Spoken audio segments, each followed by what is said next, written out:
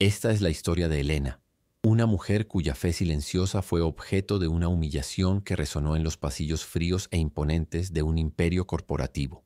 En el lugar donde el dinero era el único dios adorado, fue despedida por arrodillarse ante el suyo.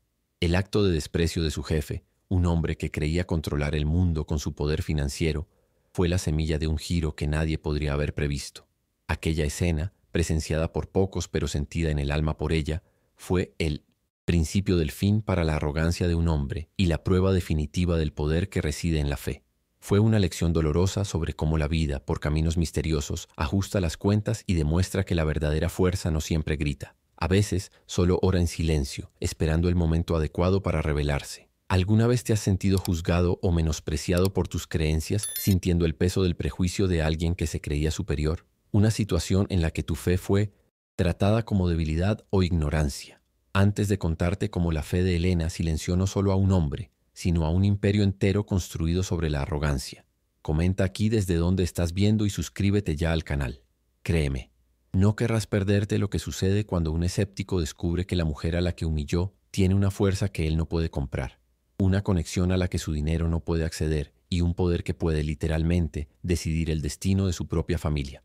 Su historia es un recordatorio de que la providencia escribe derecho con renglones que para muchos parecen torcidos. La noche ya caía pesada sobre São Paulo y los pasillos de Monteiro Corp, una gigante farmacéutica, estaban finalmente vacíos. Para Elena, una señora de 55 años cuyas manos callosas contaban la historia de una vida de trabajo duro, aquel silencio era sagrado. Era el momento en que, al final de su turno de limpieza, encontraba un rincón discreto en la suntuosa sala de reuniones para su conversación diaria con Dios. Arrodillada en la alfombra cara, con los ojos cerrados y el corazón abierto, no pedía riquezas, sino que agradecía por la salud y pedía fuerzas para el día siguiente.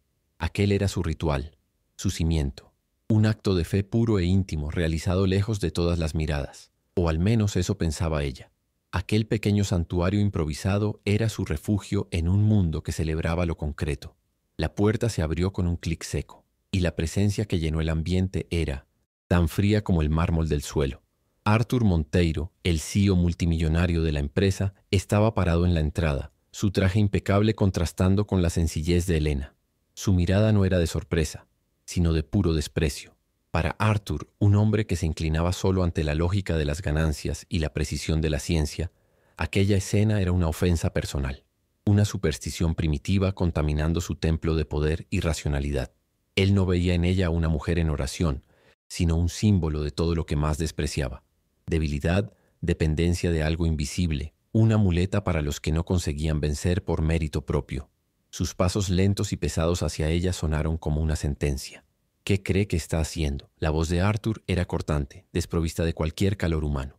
La pregunta no buscaba una respuesta, sino humillar. Una de sus asistentes, que lo seguía de cerca, se detuvo detrás de él, con el rostro pálido y los ojos bajos, intimidada por la autoridad aplastante del jefe y avergonzada por la escena. Elena se levantó despacio, su cuerpo aún sintiendo el cansancio del día, pero su rostro sereno. No sintió vergüenza, sino una tristeza profunda por la dureza de aquel hombre. Solo estaba orando, señor Monteiro, agradeciendo por mi día de trabajo, respondió ella con una calma que pareció irritarlo aún más. Para él, la respuesta de ella era la confirmación de su ignorancia, una afrenta a la lógica que construyó su imperio. La burla de Sei. Arthur vino a continuación alta y clara para que su asistente la oyera bien. Esta empresa fue construida sobre hechos, sobre ciencia, sobre resultados palpables, no sobre cuentos de hadas y conversaciones con el cielo. Gesticuló a su alrededor, hacia las paredes de cristal, hacia la vista de la ciudad iluminada que se extendía debajo de ellos. Aquí trabajamos, producimos, no perdemos el tiempo con supercherías. Llévese sus plegarias a otro lugar. Cada palabra era un golpe, asestado con la precisión de quien sabe que su poder lo protege de cualquier consecuencia. La asistente permaneció inmóvil, un peón en el tablero de un rey cruel, su silencio siendo una forma de complicidad forzada, lo que hacía la humillación de Elena aún más solitaria y aplastante. No satisfecho con la reprimenda, Arthur decidió que necesitaba dejar su marca, establecer su dominio de forma definitiva. ¿Sabe una cosa? Creo que tendrá mucho más tiempo para rezar ahora. Está despedida. La frase cayó en el aire, como una piedra, pesada y final. Se giró hacia la mesa de reuniones, sacó de su cartera algunos billetes de 100 reales y los arrojó sobre la superficie de madera pulida. Tome. Use esto para rezar por un nuevo empleo. El gesto fue el colmo de la crueldad, reduciendo la fe de Elena, su dignidad y su sustento a una limosna humillante. El despido no era administrativo, era un castigo directo y personal por su acto de fe, un espectáculo de poder para reafirmar quién mandaba en aquel universo. Elena miró el dinero sobre la mesa y luego el rostro de Arthur.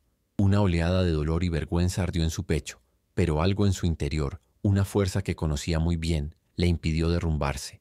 Sus ojos, que antes portaban la serenidad de la oración, ahora contenían una compasión que Arthur no pudo descifrar. No respondió a la provocación. No tocó el dinero. Con la misma dignidad silenciosa con la que se había arrodillado para orar, simplemente tomó su bolso sencillo, que estaba apoyado en una silla, y se dirigió a la puerta. Su silencio fue más poderoso que cualquier grito o súplica. Al pasar junto a Arthur, lo miró a los ojos por un breve segundo, y en esa mirada no había odio, solo una tristeza profunda por él. Y entonces se fue. Al llegar a su casa sencilla en el suburbio, un mundo de distancia del lujo frío de Monteiro Corp, Elena no lloró de rabia ni de desesperación. El sentimiento de injusticia era real, la preocupación por el futuro también, pero su primera acción fue la misma de siempre. Se arrodilló, esta vez en el suelo de cemento pulido de su pequeña sala, y oró. Pero la oración fue diferente. Pidió fuerza para sí misma para poder superar esa nueva prueba que la vida le imponía. Y entonces, para su propia sorpresa, se encontró orando por Arthur Monteiro. Le pidió a Dios que ablandara aquel corazón duro y amargo, que el dolor que él evidentemente cargaba por dentro encontrara algún tipo de alivio. Su fe no era un arma para contraatacar, sino un escudo para proteger su alma y un bálsamo para perdonar. Mientras tanto, de vuelta en la cima del mundo, en el silencio de su despacho presidencial, Arthur Monteiro no sentía la satisfacción que esperaba. La imagen de aquella mujer saliendo en silencio, con esa expresión indescifrable de lástima, lo perturbaba. Intentó alejar la incomodidad centrándose en lo que realmente importaba, en el problema que lo consumía día y noche. Su teléfono móvil personal, un aparato que raramente sonaba con urgencias, vibró incesantemente sobre la mesa. Al otro lado de la línea no eran negocios, no eran ganancias, no era otra adquisición multimillonaria. Era el hospital. Era la voz de un médico, grave y vacilante, trayendo noticias que harían que el imperio de Arthur pareciera un castillo de arena a punto de ser engullido por la marea. La verdadera batalla de su vida no estaba en los negocios. La noticia que el médico le dio por teléfono fue solo el prefacio de la desesperación. Ahora, en la habitación blanca y aséptica del hospital más caro de la ciudad, Arthur Monteiro escuchaba la sentencia final cara a cara. Lo hemos intentado todo, señor Monteiro. Los mejores tratamientos, los fármacos más avanzados. La medicina, tal como la conocemos, ha llegado a su límite. El médico, un hombre de renombre que Arthur había contratado a peso de oro, parecía genuinamente desolado. Al lado, su hijo de 10 años, Lucas, dormía un sueño frágil, inducido por medicamentos. El pequeño cuerpo estaba conectado a una parafernalia de máquinas que pitaban rítmicamente. Cada pitido un recordatorio cruel de que la ciencia, su Dios, estaba fallando en mantener la promesa de omnipotencia. El aire era pesado, cargado de una impotencia que el dinero no podía purificar. El cáncer de Lucas era una aberración de la naturaleza, un tipo rarísimo y agresivo que desafiaba todos los protocolos. Desde el diagnóstico, hacía un año, Arthur había librado una guerra personal contra la enfermedad. Transformó su casa en un centro de mando, trayendo especialistas de Múnich, Tokio y Boston. Cheques con valores astronómicos fueron firmados sin dudarlo, garantizando el acceso a tratamientos experimentales que aún ni siquiera tenían nombre. Creía que, como en todo en la vida, la victoria era solo una cuestión de inversión y estrategia. Pero el enemigo que atacaba a su hijo no negociaba, no se intimidaba con su fortuna y no se doblegaba ante su poder. Por primera vez, Arthur Monteiro estaba en una batalla que no podía ganar, con las armas que conocía. Fue entonces cuando uno de los médicos mencionó un último y tenue hilo de esperanza, una terapia revolucionaria, casi una leyenda en el ámbito oncológico, desarrollada por una investigadora brasileña genial. Su nombre era susurrado con reverencia y frustración en los congresos médicos, doctora Isabela Neves.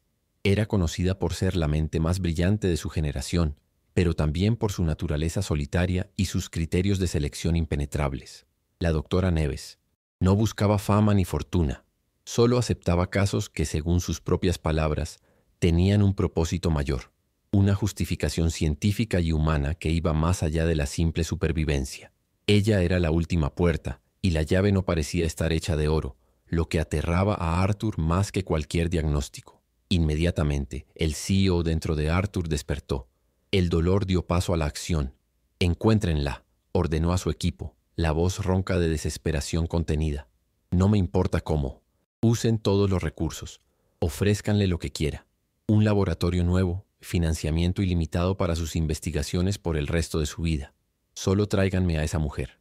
Su asistente, la misma que presenció la humillación de Elena, ahora tenía la tarea casi imposible de localizar y persuadir a una persona que aparentemente vivía fuera del sistema que ellos dominaban.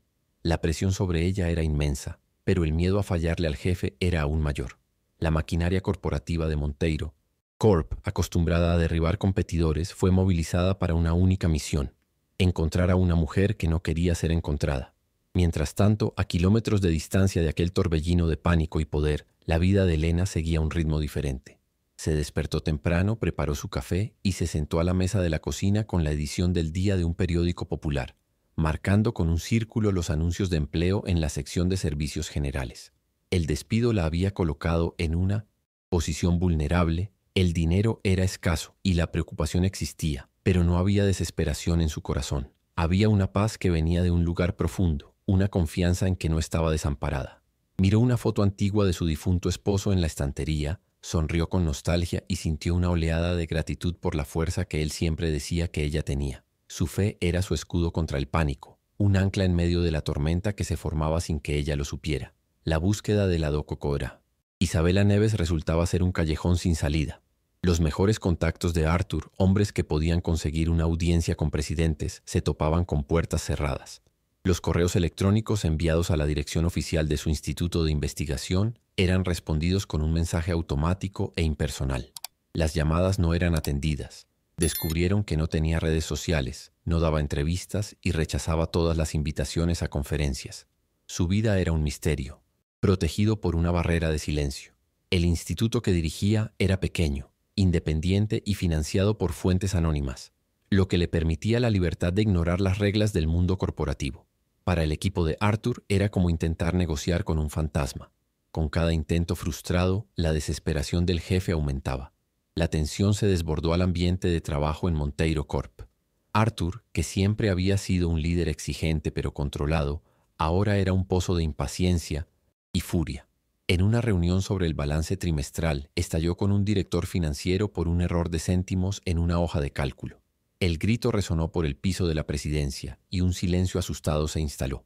Todos andaban con pies de plomo a su alrededor. El hombre que se enorgullecía de su lógica y autocontrol se estaba desmoronando, y la máscara de CEO implacable caía, revelando el rostro aterrorizado de un padre que veía el tiempo escurrirse entre sus dedos. Su imperio, antes el centro de su universo, ahora era solo un ruido de fondo, una distracción irritante para su verdadera y única obsesión. La respuesta final llegó en un correo electrónico corto y frío, proveniente del Consejo Administrativo del Instituto de la doctora Neves. Agradecemos su interés, pero tras un análisis, el caso del paciente Lucas Monteiro no se ajusta a los criterios de investigación de nuestra actual línea de estudio. Les deseamos suerte. La palabra suerte sonó como un insulto. Suerte era lo que él acusaba a Elena de buscar de rodillas. El mensaje era un muro de hormigón, una negativa final e innegociable. Fue un golpe devastador. El hombre acostumbrado a comprar, influir o forzar su camino a través de cualquier obstáculo acababa de encontrar una puerta que su poder no podía derribar. La sensación de impotencia era sofocante, un veneno que nunca antes había probado y que lo dejaba sin aliento. Ese mismo día sonó el teléfono de Elena. Era de una pequeña escuela de barrio, respondiendo a una de las vacantes que había marcado en el periódico. La directora, una señora con voz amable, la invitó a una entrevista al día siguiente. El salario era casi la mitad de lo que ganaba en Monteiro Corp, pero la posibilidad de trabajar en un ambiente con niños, con un propósito simple y honesto, llenó su corazón de una alegría genuina. «Gracias, Dios mío», susurró al colgar el teléfono. «Gracias por esta puerta». Era una victoria pequeña, casi invisible para el mundo, pero para ella era una señal clara de que no estaba sola en su viaje. Una luz suave en su vida, contrastando con la oscuridad que se profundizaba en la vida del hombre que la había despreciado.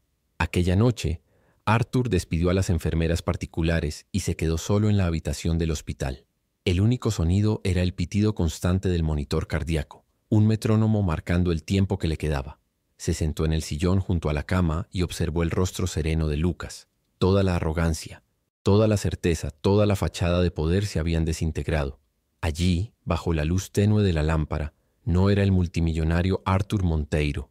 Era solo un padre, roto y aterrorizado, dispuesto a dar cada céntimo, cada empresa, cada pedazo de su alma a cambio de una oportunidad más para su hijo. La desesperación lo llevó a un lugar que nunca imaginó visitar, un lugar donde la lógica no ofrecía consuelo y el poder era una broma. Estaba en el fondo del pozo, y era desde allí que tomaría la decisión más desesperada de su vida. A la mañana siguiente, Arthur Monteiro no era el mismo hombre. Llegó a la oficina antes de que saliera el sol, con la barba sin hacer, el traje caro arrugado como si hubiera dormido con él. La desesperación había corroído su armadura. Llamó a su asistente y su voz no tenía la furia del día anterior, sino un vacío aterrador. «Quiero que lo intentes una última vez», dijo, con los ojos fijos en un punto distante de la pared, pero de una manera diferente. «Olvídate del instituto, olvídate de los canales oficiales. Quiero que investigues la vida personal de esta mujer. Encuentra una debilidad, un trapo sucio, un pariente que necesite dinero, un amigo de la infancia, cualquier cosa. No me importa lo bajo que tengamos que caer. Encuentra una puerta trasera». La asistente, agotada por la presión de los últimos días, sintió un escalofrío.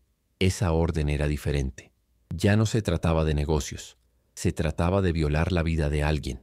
Pero vio el dolor, crudo en los ojos de su jefe, el dolor de un padre, y entendió que él estaba más allá de los límites de la ética. Volvió a su despacho y comenzó la búsqueda más oscura de su carrera. En lugar de buscar artículos científicos, buscó certificados de nacimiento.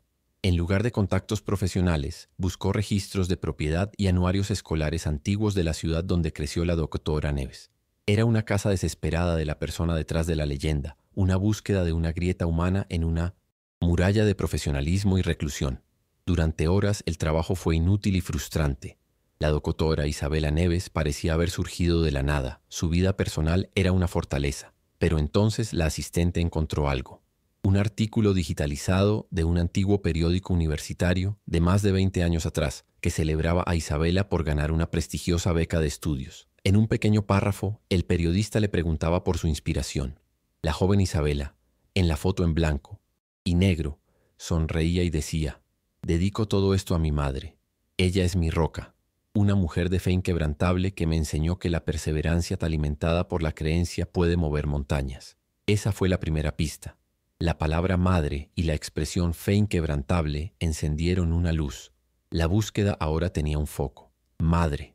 La asistente y su pequeño equipo de confianza se sumergieron en registros públicos cruzando nombres y fechas. La tarea era como encontrar una aguja en un pajar digital. Finalmente, después de horas de investigación exhaustiva, uno de los asesores encontró un perfil en una red social oscura perteneciente a una prima lejana de la doctora. El perfil era privado, pero una foto de portada era pública. Era una foto de una fiesta de cumpleaños familiar, de años atrás. La calidad no era buena, pero allí estaba. Una Isabela Neves más joven, sonriendo, con el brazo alrededor de una mujer mayor, de apariencia serena y sencilla. Esa era la madre. La asistente guardó la imagen y la amplió en la pantalla de su ordenador. El rostro de la mujer mayor le resultaba vagamente familiar, pero no podía identificar de dónde. Era un rostro común, amable, del tipo que se ve en cualquier lugar. Aún así, era lo único concreto que tenían. Era la única conexión humana con la médica inaccesible. Con el corazón encogido, sintiendo que tal vez aquello no era nada, llevó la tableta a la sala de Arthur. Entró en silencio. El jefe estaba de espaldas, mirando la ciudad como si la odiara. «Señor», dijo vacilante, «no es mucho, pero encontramos una foto de su madre». Su voz apenas salía, temiendo la reacción de él ante un avance tan pequeño. Arthur se giró lentamente, el rostro una máscara de impaciencia. «¿Y qué?», gruñó tomando la tableta de su mano. Sus ojos pasaron por la imagen, primero por la figura de la doctora Neves y luego por la mujer a su lado. El tiempo se detuvo. El aire en sus pulmones se congeló. La tableta tembló en sus manos. No, no podía ser. Hizo un zoom desesperado, el dedo temblando en la pantalla. Esa sonrisa amable, esos ojos serenos que lo habían mirado con lástima en lugar de odio. Era ella, era Elena, la mujer de la limpieza a la que había humillado, la mujer a la que había despedido por rezar, la madre de la única persona en el planeta que podía salvar a su hijo. El suelo desapareció bajo sus pies, Un torbellino de pensamientos lo golpeó con la fuerza de un huracán. La ironía era tan abrumadora, tan perfectamente cruel, que parecía una broma divina. Se había burlado de su fe, llamándola conversación con el cielo, y ahora el destino de su hijo dependía de la influencia de esa mujer sobre su hija. El poder que despreciaba, la conexión espiritual que ridiculizaba, era su única y última esperanza. La humillación que sirvió con tanto placer ahora volvía a él, no como un plato frío, sino como un veneno que él mismo tendría que beber, implorando por un antídoto. Se sintió el más pequeño de los hombres, un tonto, arrogante atrapado en una obra cósmica sobre la cual no tenía ningún control. La asistente, viendo cómo el color desaparecía del rostro de su jefe y su reacción de shock absoluto, se quedó confundida. «Señor, ¿está bien? ¿La conoce?», preguntó genuinamente preocupada. Arthur no podía responder. Solo miró la foto, luego al asistente, y un sonido extraño escapó de su garganta, una mezcla de risa histérica y sollozo de desesperación. El universo no solo se reía de él, se estaba carcajeando. Pasht, hombre que se consideraba el amo del universo, descubrió que su destino estaba literalmente en las manos callosas de la mujer que consideraba menos que el polvo bajo sus zapatos. Su visión del mundo no fue sacudida, fue pulverizada. Con un movimiento brusco, dejó caer la tableta sobre la mesa y se levantó, la silla cayendo hacia atrás con un golpe sordo. Su mente, antes paralizada por el shock, ahora tenía un único y terrible propósito. Miró a su asistente, con los ojos inyectados de una determinación febril que ella nunca había visto. «Encuentra su dirección», ordenó con la voz grave y urgente. «Encuentra la dirección de su casa. Ahora». Ya no había estrategia, ya no había orgullo, solo la necesidad cruda y primal de un padre. Sabía lo que tenía que hacer. Tendría que ir hasta ella, tendría que enfrentarla. Él, Arthur Monteiro, el multimillonario, tendría que ir a la humilde casa de la mujer de la limpieza para implorar perdón y suplicar su ayuda. El viaje en su sedán alemán, de lujo, con chofer y cristales tintados, nunca pareció tan largo.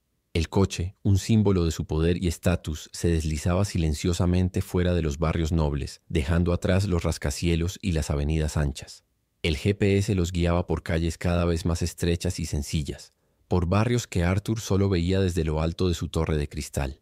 El vehículo de lujo parecía un depredador fuera de su hábitat, atrayendo las miradas curiosas de los residentes. Para Arthur, cada kilómetro recorrido era un descenso de su pedestal, una peregrinación forzada hacia su mayor humillación. Finalmente, el coche se detuvo, frente a una casa pequeña pero bien cuidada, con una verja sencilla y macetas de flores en la ventana. Había llegado. Por un largo momento, Arthur permaneció dentro del coche, el corazón martilleando contra sus costillas.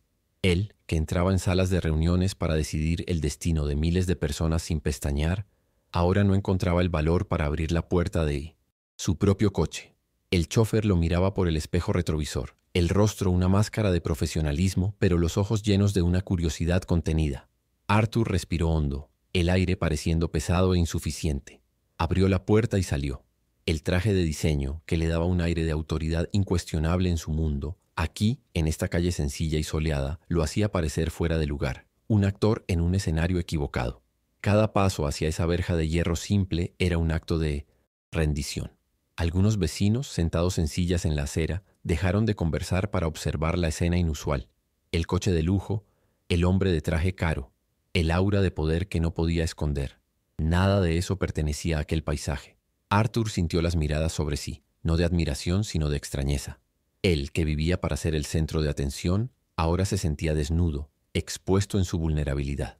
Llegó a la verja y su mano se detuvo sobre el timbre por un segundo. ¿Qué diría? ¿Cómo empezar a deshacer el nudo de arrogancia y crueldad que él mismo había creado? Con mano temblorosa, finalmente apretó el botón. El sonido del timbre, agudo y común, le pareció el más fuerte que jamás había oído. La puerta de la casa se abrió unos instantes después, y allí estaba ella, Elena. Llevaba un vestido sencillo y sostenía un bolso, claramente de salida para algún compromiso.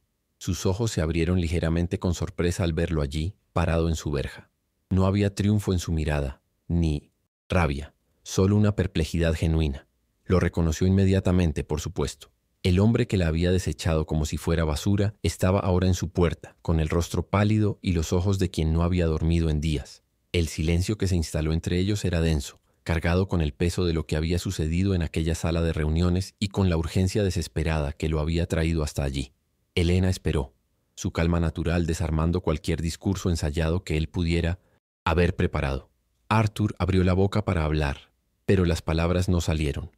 El hombre cuyas palabras movían mercados y construían imperios estaba mudo. Toda su elocuencia, su capacidad de persuadir e intimidar, lo abandonó. Ante aquella mujer sencilla, era solo un hombre desesperado. «Elena», logró decir finalmente con la voz ronca, casi un susurro. «Yo necesito su ayuda». Se detuvo tragando saliva, la humillación ardiendo en su rostro. «Mi hijo se está muriendo». La confesión salió de una vez, rasgando el velo de orgullo que aún quedaba.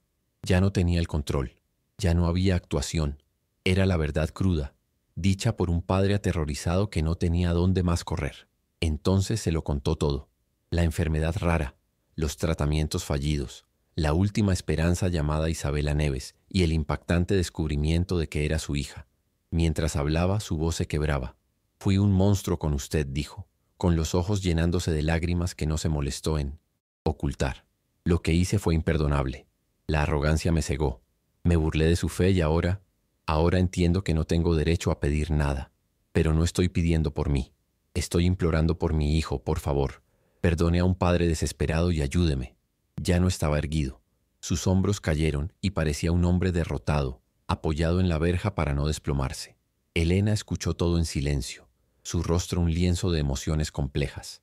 Veía el dolor genuino en aquel hombre, un dolor que trascendía el orgullo y la riqueza. No veía al CIO que la humilló, sino el reflejo de todo padre y madre que teme por su hijo. La compasión, un pilar de su fe, floreció en su pecho, superando la herida de la injusticia. No había espacio para la venganza en su corazón, solo una profunda empatía por la agonía de aquel hombre. Miró a Arthur, que esperaba su sentencia, y vio en él no a un enemigo a ser castigado, sino a un alma necesitada de gracia. Su fe no se trataba de juicio, sino de misericordia, y aquel era el momento de vivirla. «Espere aquí un momento, señor Monteiro», dijo suavemente con la voz firme pero amable. No lo invitó a entrar, manteniendo una distancia respetuosa, pero su decisión ya estaba tomada. Elena se dio la vuelta, entró en su casa y dejó la puerta entreabierta. Arthur pudo oírla marcar un número en su teléfono. La conversación que siguió fue en un tono bajo y cariñoso. «Hija mía, soy yo. Está todo bien, querida, no te preocupes. Escucha, hay un hombre aquí en mi puerta. Un padre. Su hijo está muy enfermo. Sí, sé que tus criterios son rígidos, pero el corazón de una madre a veces ve cosas que los protocolos no ven. Solo analiza su caso. Hazlo por mí». Unos minutos después, Elena volvió a la verja. Arthur la miraba con una expectación que rozaba el dolor. «Mi hija va a reexaminar los archivos de su hijo», dijo con la misma serenidad de siempre. No prometió nada, solo que lo mirará con atención. «El resto está en manos de Paul». Dios. La mención de Dios viniendo de ella no sonó como una provocación, sino como un consuelo, una forma de compartir su propia fuente de fuerza. Para Arthur, esas palabras fueron como una bocanada de aire fresco después de casi ahogarse. No era una victoria, pero era una puerta entreabierta. Era esperanza, la primera que sentía en mucho tiempo. Embargado por un alivio abrumador, Arthur comenzó a balbucear ofertas. «Gracias, Elena. Muchas gracias. Le devuelvo su empleo, con un aumento. Le doy lo que quiera. Una casa, dinero, cualquier cosa». Estaba intentando, de la única manera que conocía, pagar por la gracia que acababa de recibir. Elena negó con la cabeza suavemente, con una leve sonrisa en el rostro. «No necesito nada de eso, señor Monteiro. Solo rece por su hijo. La fe de la que usted se burló puede ser la fuerza que él necesita ahora». La frase, dicha sin ninguna amargura, fue el golpe final a su arrogancia. Ella no quería nada de él, demostrando que su mundo de valores era inmune al poder del suyo. En las semanas siguientes llegó un correo electrónico discreto. Lucas Monteiro había sido aceptado en el programa experimental de la doctora Isabela Neves. Arthur abandonó la presidencia de la empresa, dejándola en manos de sus directores, y se mudó al hospital. Pasó días y noches junto a su hijo, no como un CEO gestionando una crisis, sino simplemente como un padre, sosteniendo la mano de Lucas, leyéndole cuentos y por primera vez en su vida, rezando. El tratamiento fue largo y difícil, una batalla librada en el silencio de la habitación del hospital, lejos de los focos del mundo corporativo. Arthur aprendió a esperar, a confiar y a tener esperanza, cosas que su dinero nunca pudo enseñarle. Meses después ocurrió el milagro. No como un rayo caído del cielo, sino a través de la ciencia guiada por un propósito y la perseverancia de un equipo médico. Las células cancerosas de Lucas entraron en remisión. La noticia la dio la propia doctora Neves en una videollamada. Fue profesional y contenida, pero Arthur vio en sus ojos un reflejo de la compasión de su madre. Agradeció profusamente, pero sabía que su mayor deuda de gratitud no era con la médica genial, sino con la humilde mujer de la limpieza que, con un acto de perdón, había puesto en marcha todo aquel engranaje de salvación. La vida de su hijo no se salvó por su poder, sino por su rendición. La transformación de Arthur Monteiro fue profunda y permanente. Volvió a la empresa, pero era un hombre diferente, más tranquilo, más humilde, más humano. Su primera gran acción fue crear una fundación multimillonaria para financiar el tratamiento de niños con cáncer cuyas familias no podían pagarlo. No la nombró con su apellido. La llamó Fundación Neves Monteiro, pero todos sabían que el primer nombre era un homenaje no solo a la médica, sino a la mujer que le enseñó sobre el verdadero poder. Le ofreció a Elena un puesto de honor en el consejo, con un salario generoso. Ella, educadamente, lo rechazó. Elena no quería los focos, ni el dinero ni el poder. Aceptó la entrevista en la pequeña escuela de barrio ese mismo día que Arthur apareció en su puerta. Fue contratada. Su alegría estaba en la sencillez de su rutina, en la sonrisa de los niños por los pasillos y en la paz de su corazón. Continuó su vida, con la misma fe silenciosa y la misma dignidad inquebrantable. Su vida externa no cambió mucho, pero su fuerza interior había sido probada y demostrada de la manera más extraordinaria posible, restaurando su honor a los ojos de todos los que conocieron la historia. Y así, la vida siguió su curso, dejando una lección indeleble. Arthur visitaba a Elena de vez en cuando, no como un jefe o un benefactor, sino como un amigo.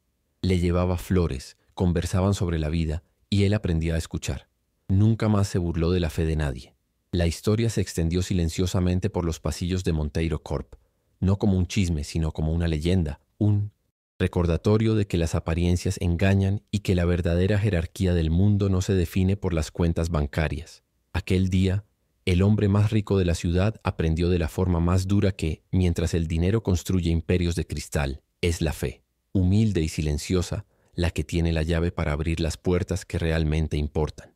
Descubrió que a veces, para salvar lo que más amamos, primero debemos arrodillarnos, no en señal de derrota, sino de humildad, reconociendo que existen fuerzas en el universo mucho más grandes que nosotros. Si esta historia de fe y resiliencia tocó tu corazón, por favor comparte este video con esa persona que necesita un mensaje de esperanza. No olvides suscribirte para más relatos sobre encontrar fuerza en la fe y el poder transformador del perdón. Gracias por escuchar.